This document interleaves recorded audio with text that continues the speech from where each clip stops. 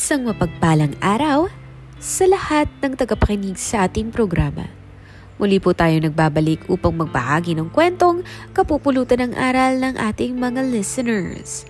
Pero bago muna ang lahat, please don't forget to like, share, and subscribe sa ating channel.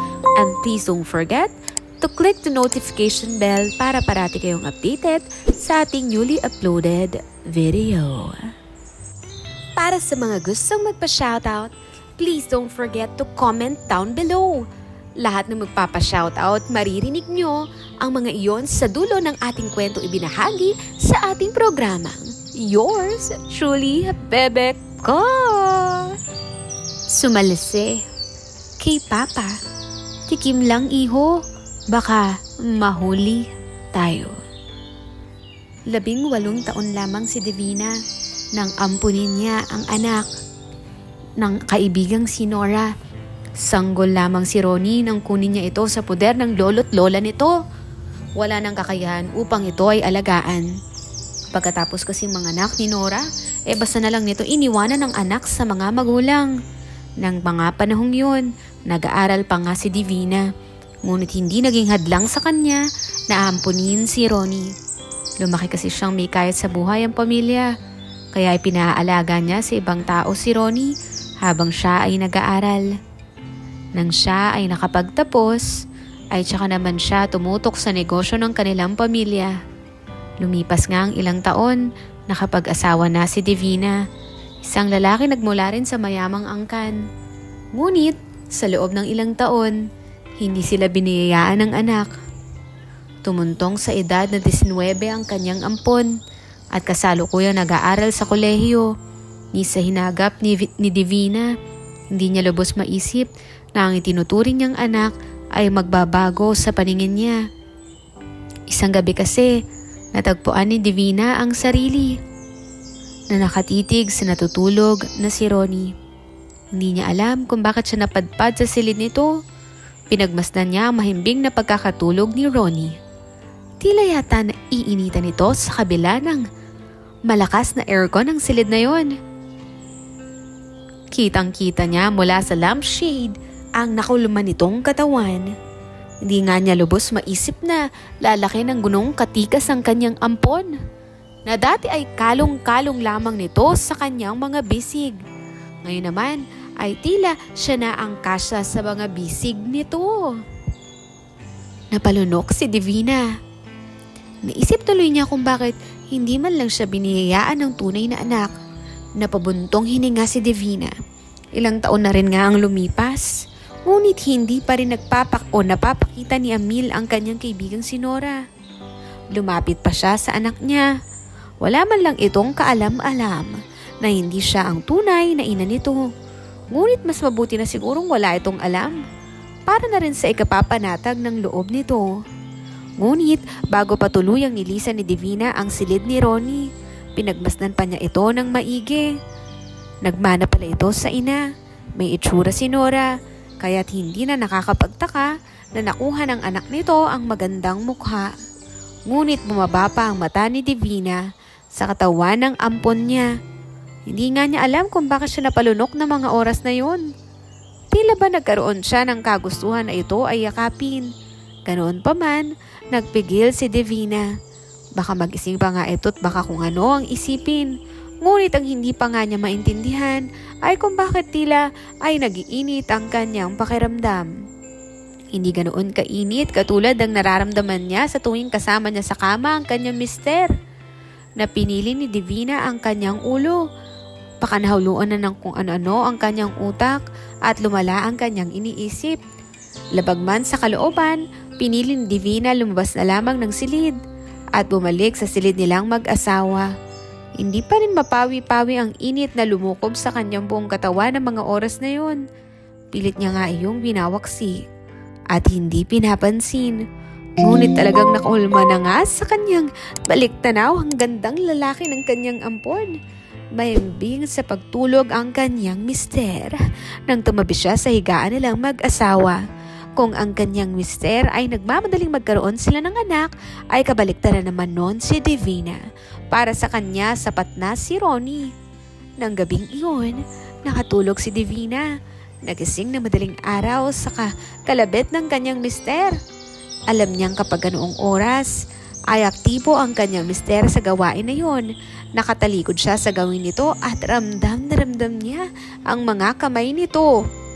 Mainit ang palad nito, talaga namang dahilan ng pagdikit ni Divina. Ngunit hindi niya nga lubos na maisip na papasok sa kanyang isipan ang ampon na si Ronnie. Para na rin niyang inisip na ito ang may gawa ng bagay na iyon sa kanya. At sa kadahilanan ngang iyon, napukaw ang init ng kanyang katawan. Hinayaan niya ang mister sa ginagawa nito. Minsan pa nga, naiinis siya dito. Yung tipong kasisimula pa lamang, gusto na agad matapos.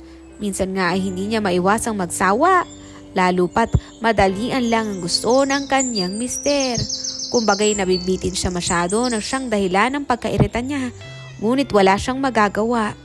Pagkat iyon lamang ang kayang gawin ng mister sa kanya. Ilang sandali pa ngayon naramdaman ni Divina ang bigla ang pag-iisa nila ng kanyang mister. Napakagatlabi pa nga siya sapagkat hindi siya ganoong handa. Hindi rin siya nakaramdam ng saya ng mga oras na yun. Ang kaninang bagay sa imagination niya ay nawala sapagkat katulad ng dati, wala pa rin pag-iingat ang kanyang mister. Para bang ito lamang ang may karapatang sumaya at wala siyang karapatan.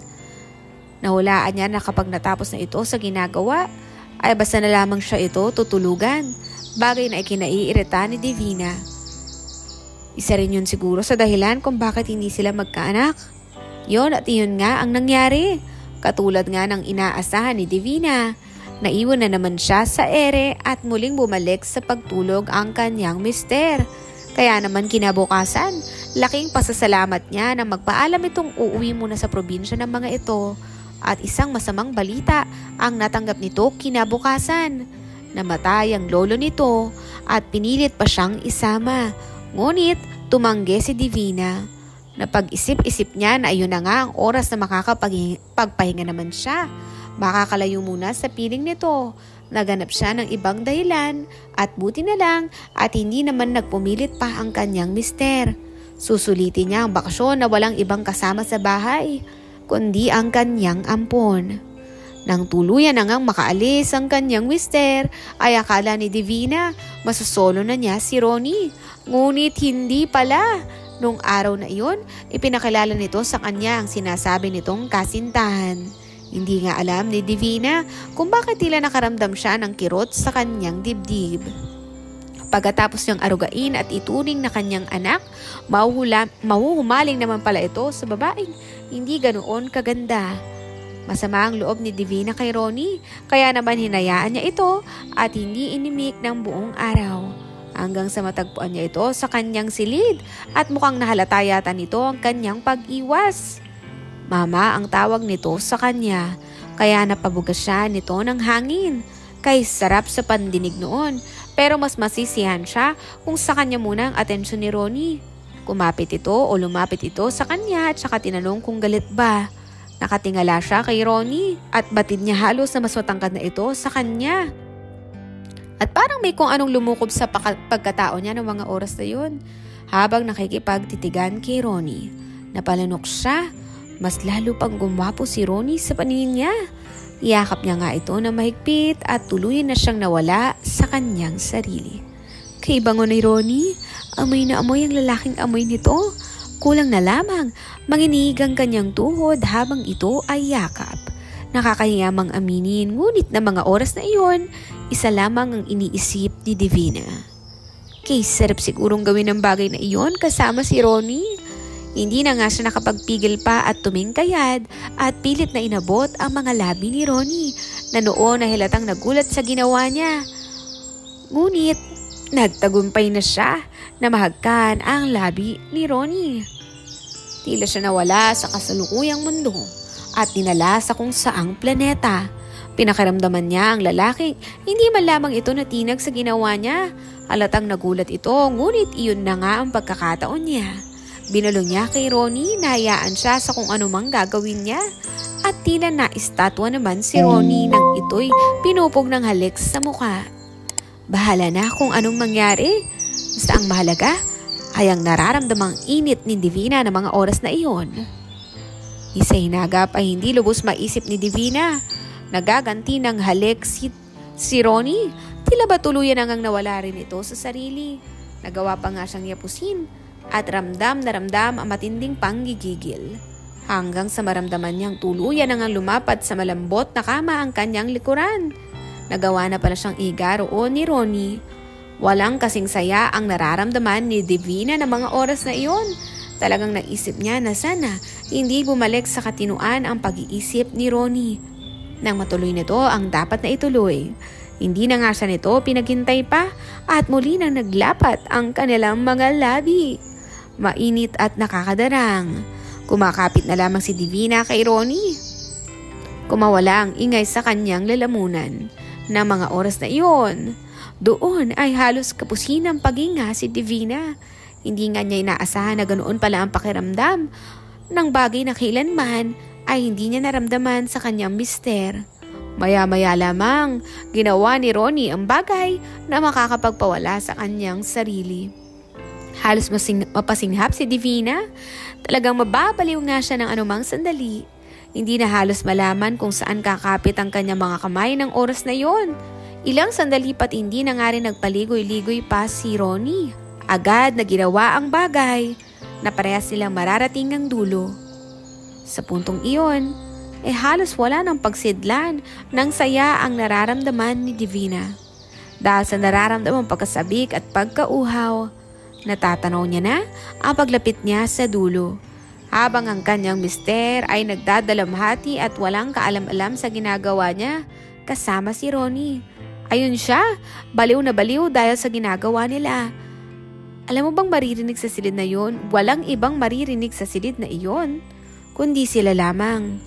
Ng mga sumunod na sandali, tuluyan ang nilamon ng tuluyan si Divina.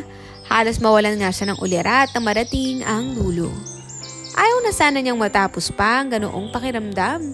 Batid niyang sabay nilang narating ni Ronnie ang dulo. Kapwa sila walang lakas na napahiga sa kama. Nakikiramdam lamang sa isa't isa. At hinihintay kung sino ang magsasalita. Halos hindi nga makapaniwala si Divina sa naganap. Ilang sandali pa lamang ang nakalilipas. Ano't ano pat nangyari na ang nangyari. Hindi niya yun pinagsisihan. Wala nang naging reaksyon si Ronnie pagkatapos ng mga nangyari. Para bang katulad niya, hindi rin ito pinagsisihan ang bagay na iyon. Mas mabuti na nga sigurong wag na nilang pag-usapan ng tungkol sa nangyayari. Basta't silang dalawa lamang ang nakakaalam ng tungkol doon. Hindi alam ni Divina kung kailan ang balik ng kanyang mister. Pero isa lamang ang alam niya. Susulitin niya ang mga oras na sila lamang dalawa ni Ronnie sa bahay. Total naman at bakasyon at hindi ito lumalabas ng bahay. Maliban na lamang kung papasyal ng kasindahan. Sa naisip, biglang uminit ang ulo ni Divina. Bakit kasi tumating pa ang babaeng iyon sa buhay ni Ronnie? Pero sasamantalahin na muna niya habang wala ang kanyang mister. Pakikiusapan niya si Ronnie na kung maaari, doon na muna pumirmi. At wag na muna ito makipagkita sa kasintahan. Tutal kapag bumalik na si mister, ay tiyak na hindi na mangyayari pang muli ang naganap sa kanila ni Ronnie. Mahimbing ang tulog ni Divina at ganoon din si Ronnie. Araw ng linggo ay maagang gumising si Divina. Maganda ang kanyang gising at nakaligo na rin. Fresh na siyang nakaharap sa salamin sa loob ng silid nilang mag-asawa. Nang pumasok si Ronnie, napangiti si Divina. Magsisimba pa naman sana siya. Ngunit parang hindi na matutuloy sa paraan pa lamang ng pagtitig sa kanya ni Ronnie. Hindi man sila nagkakausap, ngunit tahimik namang nagkakaintindihan ang kanilang mga mata. Ilang saglit pa, niyapos na siya ni Ronnie. Kampante si Divina at batid niyang hindi pa iyon ang araw ng pag-uwi ng kanyang mister, kaya't marami pa nga silang oras. Napakapit siya sa batok ni Ronnie nang buhatin siya nito at dalhin sa kalapit na kama. Doon ay binuntol ng galak ang bibig ni Divina. Biglang nag-init ang kanyang pakiramdam. Maya-maya pa, tuluyan na nga nilang ginagawa ang bagay na iyon. Sa hindi inaasahan, narating niya ang dulo na talaga namang halos pagpawala ng kanyang ulirat. Buong akala nga ni Divina, magtatagal pa ang kanyang mister sa probinsya. Ngunit kinabukasan noon, araw ng Lunes ay nakauwi na nga ito. Sinabi nito na miss siya nito kaya't pagkatapos ng libing, kaagad itong umuwi sa kanilang bahay. Balik sila sa normal ni Ronnie. Nang sa ganoon, hindi makalata ang kanyang mister na mayroong kababalaghang nagaganap sa pagitan nila ni Ronnie. Yun ang kinaiinis ni Divina. Panay din kasi ang alis ni Ronnie nang dumating na ang kanyang mister. Tsak na sa kasintahan nito ito tumutungo at doon siguro nito ibinubuhos ang init. Kaya naman isang gabi, pagkatapos sila magapunang mag-asawa at kasalukuyan naghuhugas ng plato si Divina. Nang dumating si Ronnie, ramdam niya ang presensya nito, ngunit hindi siya kumibo. Malaki ang pagtatampo niya rito na namistula siyang batang hindi mabila ng candy. Ilang sandali pa nga, ramdam na niya ang paglapit ni Ronnie. Mainit ang pagbuga nito ng hininga sa kanyang batong na siyang dahilan kung bakit napalunok si Divina. Sobrang miss na nga niya ito at gusto na sana niyang gawin muli ang mga bagay na ginawa nila nang wala ang kanyang mister. Lumingon siya at nakita si Ronnie. Doon ay naamoy niya ang alak mula rito. Kumunot ang noo niya. Mukhang nalasing ang kanyang anak. Walang salitang hinila siya nito patungo sa likod bahay. Madilim ang parting iyon, kaya walang makakakita sa kanila. Tiyak niyang naroon din naman sa silid nila mag-asawa ang kanyang mister at nanunood ng paborito nitong palabas. Halos hindi na nga makapaghintay si Divina. Siya na mismo ang tumingkayad upang abutin ang alaga ni Ronnie. Walang paglagyan ng saya na nararamdaman. Sabay nilang nilakbay ni Ronnie ang daan patungo sa dulo. Pagkatapos nga ng tagpong iyon ay nasundan pa iyon ng maraming beses. Hindi mabilang sa daliri kung ilang ulit silang sumalisi ni Ronnie para lang pagsaluhan ng bagay na iyon. Hanggang sa isang araw, nalaman na lamang ni Divina na hindi normal ang nararamdaman niyang madalas sa pagsama ng kanyang pakiramdam. Noon ay napag-alamanan niyang siya ay buntis. Wala siyang kaide-ideya kung sino ang ama. Nalaman iyon ng kanyang mister at ikinatuwa nito ito ng gusto. Siguro paglabas ng bata, baka magkaroon siya ng ideya kung sino ang ama. Baka magmana ito sa kanyang mister o di kaya kay Ronnie. Nagalak ang kanyang mister sa pagdating ng kanyang anak dahil ang inaakala nitong anak nito, ngunit hindi sigurado si Divina. Kahit pabuntis siya, palihim pa rin silang nagkakasala ni Ronnie. Wala itong pinagbago eh. Alam nito na posibleng ito ang ama ng kanyang pinagbubuntis. At isa lang ang hindi nito alam, na hindi siya ang tunay nitong ina. Kaya naman wala nang puwang pa para sabihin niya rito na hindi siya ang tunay nitong nanay. Dumating ang araw na nanganak si Divina. Walang kasing saya ang mukha ng kanyang mister habang karga ang kanyang anak. Dahil dito ay kamukha nito, ngunit hindi nito nakikita ay mas kamukha nito si Ronnie. Noon ay alam ni Divina na si Ronnie ang ama ng anak niya. Shout out sa lahat ng listeners ng ating programa na sina Leo Mamalyas, Naima Mirel MC1B, Renato Pertudo, Zilong Basic, Jeffrey Hipolito, Rudy Pelayo, William Casasola, Joaquin Jr. Liamanzares G, Boy Lati, Benedict Estrella, Ferdinand Paran, Hernani CF6, Onier Mulacada, Cerilio Duran, Mariono Rojas, Diosdado Tala, Reggie 0307, Hernani C6F, Fred Franco Co, Joey Bakita, William Casasola, Norman Dangsky, Randy Mendoza, Hesoyam 9, Max Ga, Joaquin Jr. Liamanzares, Reynald Niemes, Silent Watcher, Larry Reyes, Roldan Braulio, Elias Domingo, Eileen Andarme, Arnel Grefalda, Lydia Bacus, at si Denver Tashiro. Hanggang sa muli!